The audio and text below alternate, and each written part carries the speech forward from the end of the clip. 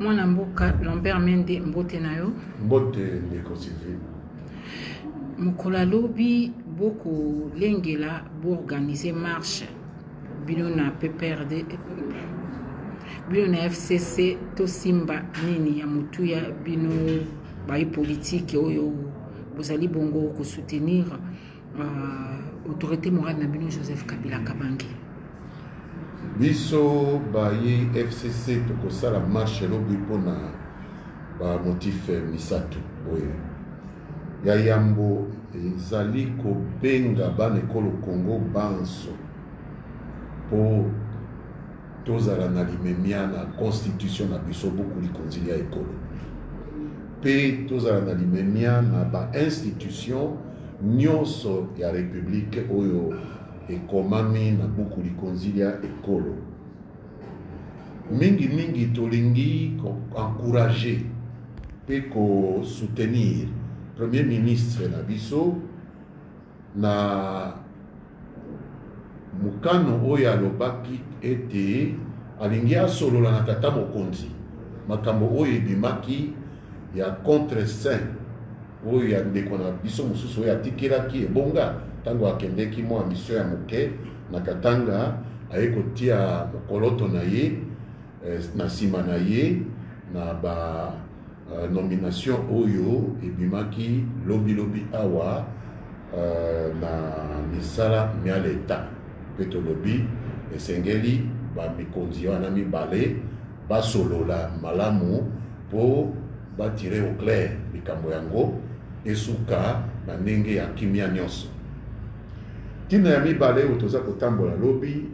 ezali mpona kodefendre bomoko ya bana ekolo Congo kodefendre boyokani ya bana ekolo Congo po tolingi toza koyoka mingi mikolo oyo masukulu moko ya kokabola bana ekolo zoka nde tozali bana ekolo moko masukulu mingi ya kotia nungu kati ya bana ekolo Congo tolingi makambo wana maleka makasi te pe ya misato tokotambola lobi mpona koexprimer solidarité na biso na bayi Congo banso po pasi eluti na Congo ya liboso ezali problème ya maladie oyo pandémie oyo ebimi ya COVID-19 oyo tata mokonzi auti kosilisa situation ya état d'urgence sanitaire lobi mais maladie esili na ino te ya mibale toza komona inflation mbongo ekiti valeur mingi pe toza komona insécurité pe bitumba biza koluta makasi na ba territoire na biso mingi ya este ya mboka na biso pe esengeli biso bayi Congo topesa message ya solidarité na bandeko na biso oyo bazali na pasi nyonso wana boko tambola lieu ya rassemblement eza place nini pe bosukati wapi tokosangana na croisement ya boulevard Lumumba avenue de l'université na avenue Sendwe pembeni ya station ya essence oyo babengi Sona Hydroc ex Cohydro pembeni ya quartier du 20 mai pe tokozwa molongo ti palais du peuple mpona kopesa mokanda ya kosoutenir ba institution ya parlement sénat assemblée nationale pe kuna nde tokopanzana balobaka bozanga mino mpe na bato te bozokonte na banani mpo batambola na bino elongo bobongisi combien mpo bopesa na moto moko mpo atambola na bino elongo mama Sylvie soki toza na bato te lobi tokomona soki bato baza te tokotambola biso moko kaka soki toza baparlementaire toza soki 350 baministre toza soki peut-être 30 na baministre mpe na nzela PDG PA PCA banini toza soki zomina donc ekoleka 400 bato te mais peut-être ekoleka po fungola miso lobi otanga bongo oyeba soki toza na bato to toza na bato te po oyo batindaki biso na parlement bakufi na ino te bazali na bomoi bazali na mboka oyo bazali na ville oyo ya Kisasa bakoya lobby yango wana toza kobenga bango po toza batindami na bango yango wana toza majorité na kati ya parlement bobongisi bo pe moto moko combien po ekomi nango bongo eza likambo ya combien te po soki okoki kotanga ngai mutu lokola ngai nazwaki plus de 60,000 bobe na loja te bobe na loja pe kotambola lobi 60,000 wana nakokaki kopesa bango combien mbongo yango naza nango boni mpo napesa bato 60,000 ezali makanisi ya bato balingi yo na makanisi na projet oza nango be baponi yo obimi député soki basombaka bavote me tata mokonzi million boni bavotaki ye apesaki bato boni eza makanisi donc totika makambo ya kofinganaka makambo basombi bato basali boye biso tozali bato tobimi na élection bavotaki biso moto anome biso azali te mpe bayi bavote biso bakotambola na biso lobi dollar ekomata bato kaka po balia nzoka nde premier ministre ya bino ministre ya finance ya bino ministre ya oyo atali toloba makambo oyo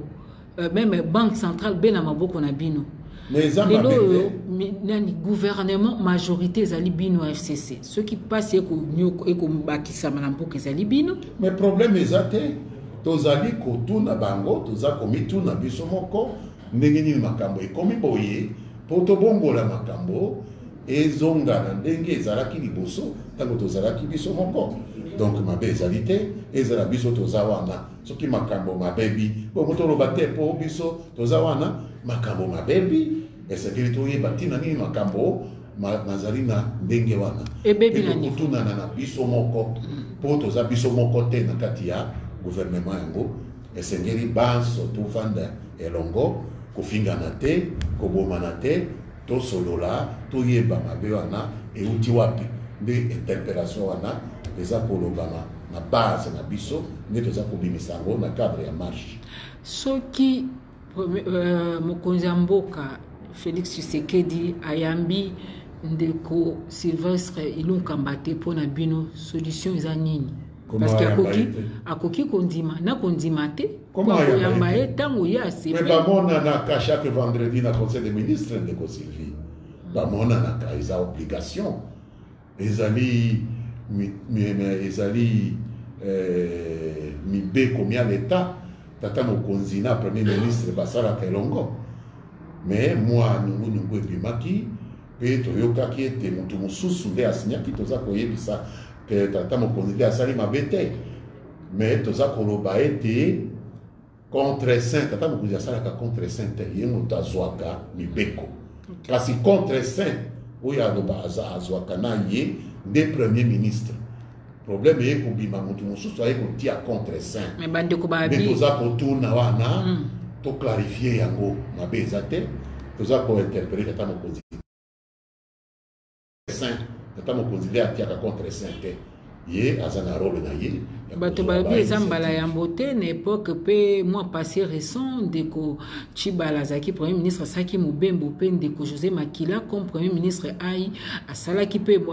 asinyaki mpe mwa biloko elongo na mokonzi to directeur de cabinet Némi Moulani asoki na bosani te mais Tshibala ayaki kodénonce te eloko eza kobosana wana mais sikoyo Ilunkamba aye kodénonce alobi ayebaki makambo yango te donc soki Tshibala ayebaki soki Tshibala atikelaki José Makila atia mokoloto na ye mabe eza te soki Ilunkamba atikelaka ndeko na biso mosusu wana atia mokoloto problème elingi ezala te problème eye sikoyo Ilunkamba alobi atikelaki ye ndenge ya ndingisa ya kotia mokoloto te na kombo na ye nde problème ebimi mais bakosolola yango na yo na ngai toyebi makambo ndenge ebimaki te tokoyeba soki basololi ye na tata mokonzi bino FCC bozolika ete nini balongola baannule baordonnance wana to solution nini parce que lobi bosalaki déclaration mpona koba ete boza d'accord te bino FCC solution nini bokotia bokopréconiser au cas où puisque balobaka na lopoto le vin est tiré il faut les boire tata mokonzi na premier ministre wa yambo nde bakoyebisa biso conclusion ya masolo na bango biso toza ko encourager kaka masolo masalema pour toza la coalition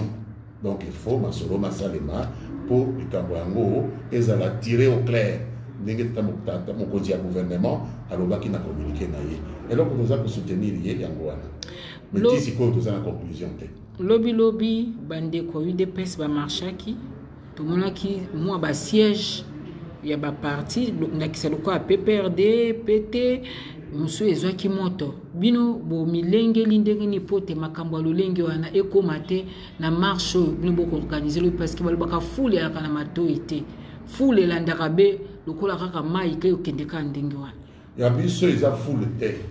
ya biso eza bana ekolo oyo bapesaki biso bavoi na bango po tobima badepute basénateur po tosala misala oyo toza kosala lelo donc toza koencadre bango malamu yango wana tolingaki tobima te na periode oyo tata mokonzi atiaki apekisaki bato babima mpona état d'urgence sanitaire yango wana tolobaki tozela état d'urgence sanitaire wana esila bamosusu babandaki kochola biso koseka biso etango mosusu mpo baza na bato te tozali nde kozala na limemia na makambo oyo etali mibeko mia ekolo lokola bafungoli nzela ke barassemblement ekoki kosalema yango wana tobengi bato na biso toya kosala manifestation na biso ekozala na kimia nyonso mpe ekozala na limemia nyonso mpo tozala na message ya komema message eza kotumba te message eza kofinga te message eza kobetana te message napesaki yo message nyonso misato na bato bakolobaki coalition na bino ekobetisa bato libaku ya lokola libala ezali me libala yango eza malonga te parce que bino makambo nyonso ekosukaka be na bamédia toyebi te soki entre bino coalition au pouvoir masolo ezoleka kaka ndenge yaka mokolo ya yambo parce que bato ebele batiaka elikya ete coalition ekomema basolution ya makasi mpona mboka me nzoka nde sur terrain tozomona autre que la coalition mais masolo ezali mais il y que pour moi c'est na mobali baswani nde libala ekufi moi c'est na mobali bakoko swana après ce qui bavandi si makambo na bango basodoli yango réconciliation ekoki kozala pe bazwi mikano miasika babandi masolo na bango mususu babandi kobokolobana po toza na bana ebele mboka oyo 85 à 100 millions d'habitants nyonso bana na biso coalition FCC cache lelo. Donc, tu as une responsabilité monene. Attaque au soin, mais jamais tu peux perdre de vue que tu as un ban belé, il y a qu'un les bango baza plus important que bakambo to biso to za ko soin. Hôtel de ville à Pessibino permission mais quand on soma koki autorité morale à l'objet iyo biso tolinga kito bima avant même que tata mokonzi a retiré état d'urgence. C'est que le a retiré l'état d'urgence, nous sommes au hôtel de ville, nous sommes la lobby. Mais éviter ce qui va continuer à si réponse à l'hôtel de ville, mais il y a que marche et cause la lobby. Autorité morale à Simanabino ou bien beau au salon kakabo généraux baboko que la mon continent bango. Biso toza bato toza na discipline mingi to ebisaki pe autorité morale na biso pe aboité po toza mouvement moko eza démocratique toza na démocratie pe mokonzi esengeli pe a respecter volonté ya bato oyo baza kolanda ye. OK na bato bakoya lobi basimba nini donc moi déclaration ko salema devant boulevard triomphal basimbelo oni ya motu ya poto kabwana bakosimba ba message na bango bakosimba ba drapeau na bango bakozala ba message ya kimia ba message na PCA wa misato nde toyokanaki be ba message pe bakopesa c'est pas nani ziaka kawana bosangani bolobi nous FCC soutenir ba institution toza ko soutenir constitution tozali koloba tozongela unité ya bana ekolo Congo toza koloba toyoke la bande ekolo Congo mawana bapasi oyo baza komona de ba message toza nango toza message ya kofinga mutu te toza na message ya kocholola mutu te toza na message ya komenacer mutu te betina ya marche wana Ndeko Lambert Mende, meilleure façon pour soutenir mokonzi mboka eza lolenge nini selon yo? Meilleure façon de soutenir mokonzi mboka ezali ya ko défendre la constitution pour mokonzi mboka atataki tireka liboso ya constitution. Il faut to salisa ye a mema biso na nzela oyo constitution to beaucoup likonzi ya ekolo elobi nde akotika souvenir ya malamu ya positif na baimboka nde soutien mokonzi nyonso ya ekolo alukaka epai ya bana ekolo yango wana. Merci. Merci à vous.